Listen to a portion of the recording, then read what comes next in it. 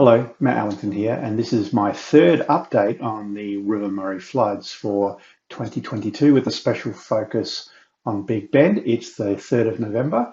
Just as a reminder, these videos are available online at YouTube at the first link on the screen. If you'd like to have a look at the report that I've built and perhaps play around with it and try and understand the data yourself, that's the second link on the screen. And if you'd like to learn how to do these things in Power BI, that's the third link on the screen. So let's jump in and have a look at the data for the 3rd of November. Okay, here I am back in the report. Just a reminder, if you are doing this online with my copy of the report, it will look slightly different to this.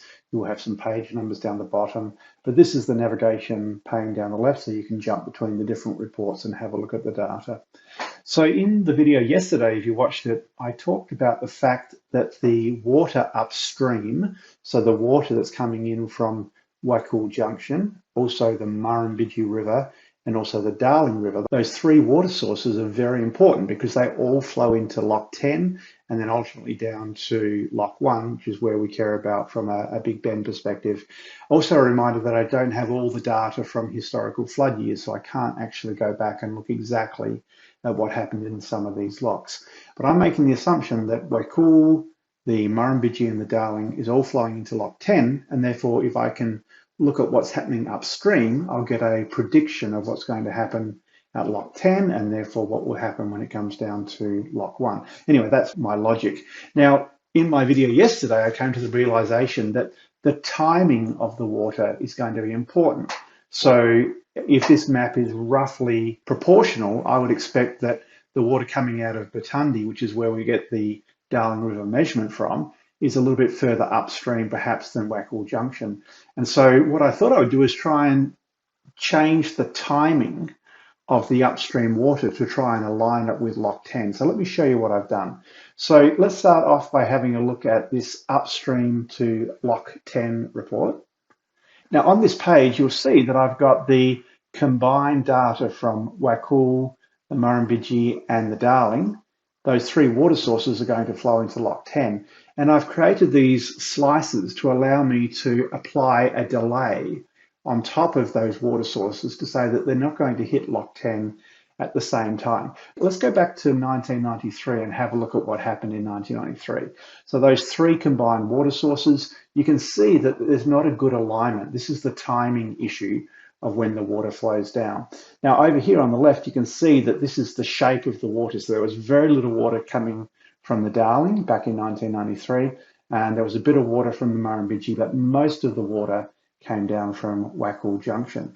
And so I'm going to start with this Wacool data, and I'm going to try and align this peak here with the peak that occurs in Lock 10, because then it will give me a bit of a forward view of what's going to happen at Lock 10. So if I just add a couple of days delay there, you can see how that yellow line is now starting to move across.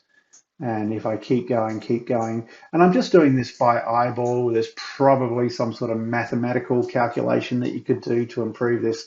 But from just the practice that I did before this, it looks to me like this is a reasonable adjustment.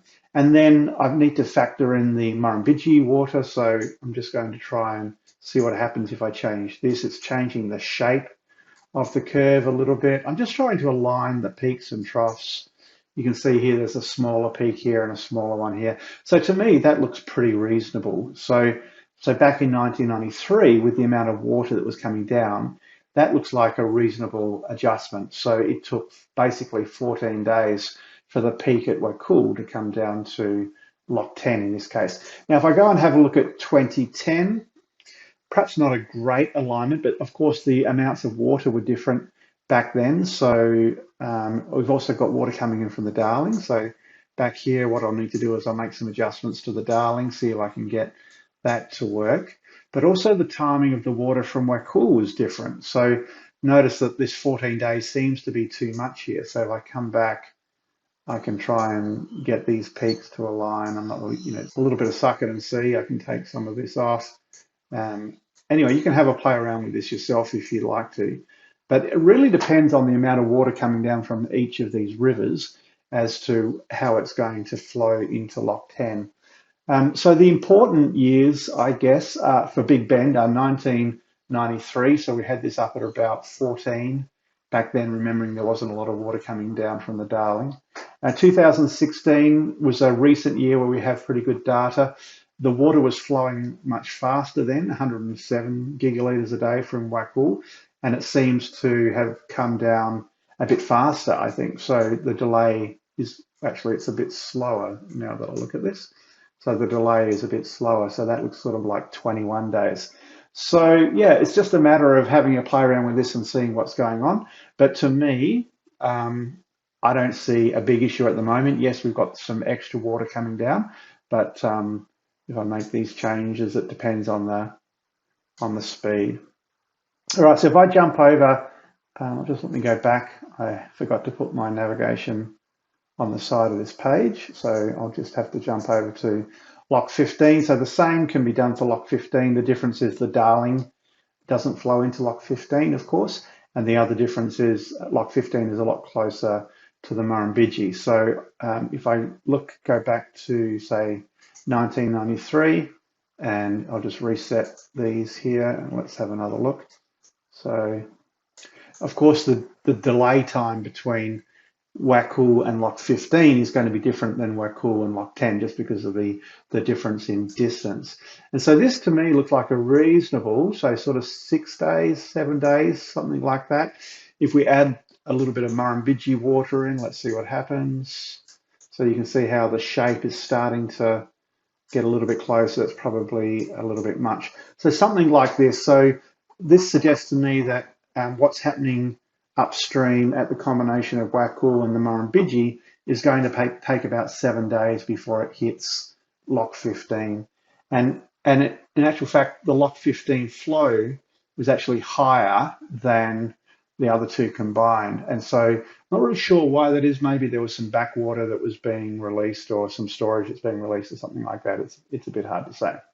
Okay, so let me jump over and I'll show you the last chart that I want to talk about today. That's this Big Bend notes. I've come in here and I've updated this a little bit and added some critical information. So what I've done here is I've added 2 new charts. So this is all upstream water. So when I say all upstream water, I'm talking about Murrumbidgee, Wakul and Darling. So all upstream water for the 3 years that we've got reasonable data for, 93, 2016 and 2022. And you can see now as of today, so here's our combined flow from those 3 sources being 178. Notice that it's come off a little bit. So we were increasing by, so 5 here, 7 here, 7 here, and then we're back to about 4, 4.5, something like that. So maybe a good sign.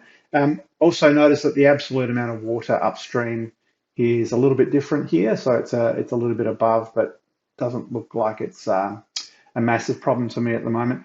And then I've also got this interactive section over here, so you can have a look at any of the data sources. So if you want to see what's happening in the Murrumbidgee and what happened in this year, so you can see that in 2016, when we got close to flooding, so the water in 2022 is similar, not quite as high. It actually looks like it might be peaking here, so that hopefully might be a good sign. Let's have a look at the Darling. Significant difference here. So in both years of the Darling, not a lot of water came down. And so we've got a bonus 17 gigalitres a day coming out of the Darling. So that will have some impact. And if I look at those 3 sources combined, this gives me the same chart as over here. So that's it for today. I'll give another update in a day or so. Feel free to log in to the report and have a play yourself. And if you see anything, please share some comments below of the video.